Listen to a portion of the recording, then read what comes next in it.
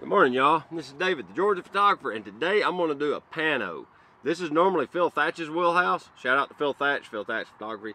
They're awesome. I've had this photo in mind for a long time, and today I was planning on going to a place because it's been raining a lot. I was going to get like a comparative photo of it's a waterfall, and I've done videos about it. It's threatening to rain within like an hour, so what I didn't want to do was hike all the way up to that waterfall and then get there, get all my gear set up, and then it started dadgum raining on me. So I've pulled back and I've come up with this photo because it looks pretty good today, and it's what it works out to be is a real wide panorama. So I've got my tripod, and I'm going to do my best to get the tripod level as possible so that it don't run uphill or something. I'm actually going to shoot it with my Leica CL, and if the 50mm don't work, I've brought my 23mm Summicron. So one of them two lenses will get me the photo I want. So we're going to see. So let's set this up.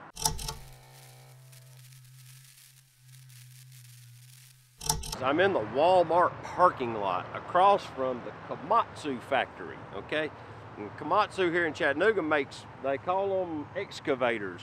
Back in the day, we called them track hoes. It's a big track-powered machine with a huge digging arm, and they build them here. And you can see there's a big line of them across the street. Don't know if you can tell it very well in the video, but there's 2, 4, 6, 7, there's about 30 or so of them right there lined up in a row. What I want to do is get a panorama from that building all the way across to that building in one frame. Well, I'm gonna stitch them, but you get the idea. So I'm gonna get my tripod set up and we'll see how this goes.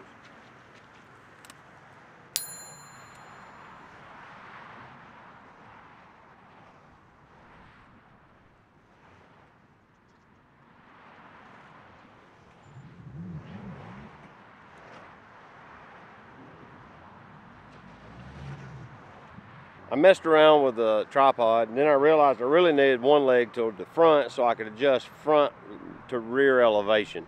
So I've got that straightened out. So now, as I pivot the camera, there's a level on the camera. I can see that it's pretty close all the way through the focus range, and it tracks along the top edge of the fence with the center line of the frame pretty cleanly. So it's giving me kind of what I'm looking for. And I'm going to use the 50mm. It fills the frame just about right so I can get this wide pano stitch I'm looking for. So what I'm going to do is I'm going to take a series of photos and I'm going to index the frame to where I get about 1/3 frame overlap. The more overlap you had, the better the software can stitch the photo. So if you can stand more pictures, more is always better. Another thing to note is that since I'm tripoded and this is a pretty stable setup, I've lowered my ISO to 100 and I've set my shutter speed to 1/13 of a second and f8 because it's so overcast today. As you can see, the clouds are starting to get dark. I think that rain's about to move in. I'm probably going to have to get my photos and hop in the truck. But that allows me to get good exposures, even with it so dimly lit.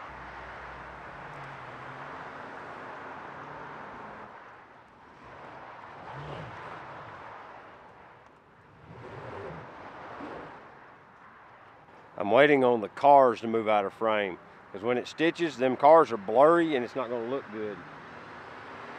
Okay, it's just now starting to sprinkle, so I think I've got it. I did 3 complete series, 1 extra one at 5-degree increments. The first 2 are at 10-degree increments. And I actually think I got a complete sweep with no cars on the road. So let's go home and see what these stitch up like and see what I can come up with. The gate didn't work right. So first thing I'm going to do is make sure the sensor's clean. One of the gate sides didn't open. Okay, yeah. See how one side's not opening? That's because that side's dead. So now I've got to jury rig it open. Get this thing working again. So I have screwdrivers. There's a trick to it.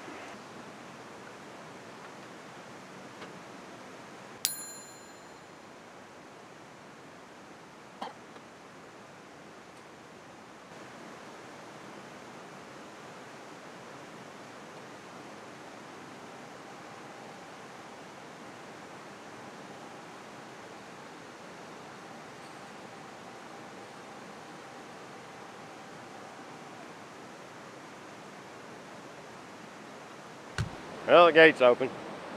I have another controller in the shop, and I bought transistors for it, and it smells like that one has befell the same fate.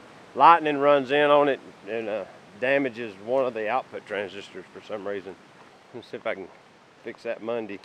But until then, I got the gate open at least. So now, let's go in the house and see if we can figure out some of these photos. Okay, here's the files as I brought them out of the Leica today. There's a few street photos in here too, but the ones I'm really interested in are this last set. I've looked through the others and they're okay, but I really like this last set. And I've culled a few on either side where there was like a car or two passing through frame that were blurry or what have you. But I've got these 12 that I want to stitch together, all right? So I have a piece of software here that I'm going to launch, and it's called Photostitcher. I downloaded it off the internet. All right, I'm going to hit plus. And I've already looked in this folder so it knew where to go, but you just navigate to it as normal. I'm going to pick this frame, and then I'm going to click this frame until it's open. And it's going to import all those images. And they're 10...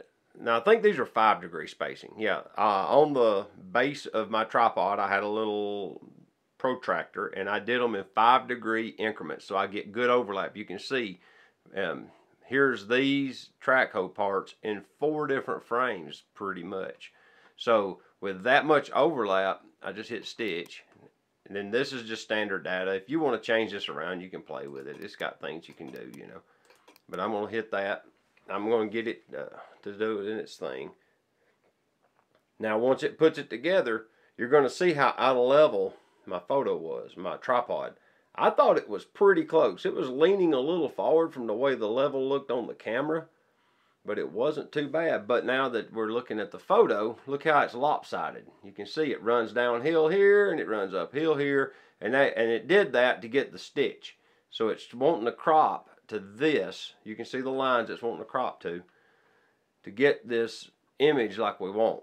I do have one car in the frame. One snuck through a red light on me, but I waited until there was skips in the cars because there was traffic on this road, and I almost got it completely traffic free by just catching the frames between cars passing by.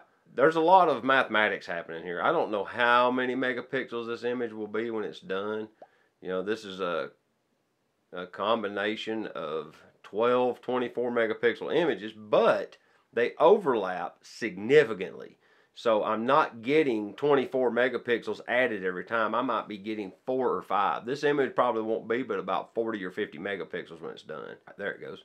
Now that it's cropped it and it's finished it, and it's stitched them together permanently, I guess. Save as, and we're going to put it in the Leica CL Photos. Panorama, 100% quality. We'll export that. Panorama Komatsu. And there it is. Now if I open it, it's not trimmed, as you can see. So we can do that crop right here. We want to crop and rotate. So we just want to drag this line down until it gets rid of some of them dumb looking power lines. Drag the bottom up, get rid of this railroad bed. I'm going to leave this fire plug. Save a copy, and it'll drop that copy in the same folder, and there's our panorama with 99% of those weird power lines removed from the frame. Now I'm going to take this into exposure. Okay, now I've got it open in exposure, and what I want to do is I just want to like make this image look a little better. I'm going to add some clarity, and if we want to zoom in, there we go. You can see the resolution looks really good. I mean, this is full screen now because the overlap was so heavy that I just didn't lose a lot of resolution. There's somebody. No, it's just the way it looks. Okay. Now that I've added some clarity, I want to add some contrast. There it goes. Boy, that made it pop. Now, I really don't know that I want anything else. I think that looks pretty good. I kind of like the way that looks. And you want this yellow, because without the yellow, let's see here, without the yellow, the tracos wouldn't really show up. You wouldn't really notice them. So let's go down here to luminance. Let's see what happens when we bring the luminance of the yellow up. And the saturation make that yellow jump out at you a little bit. Now I'm going to export the finished file. And we'll see it in the video now.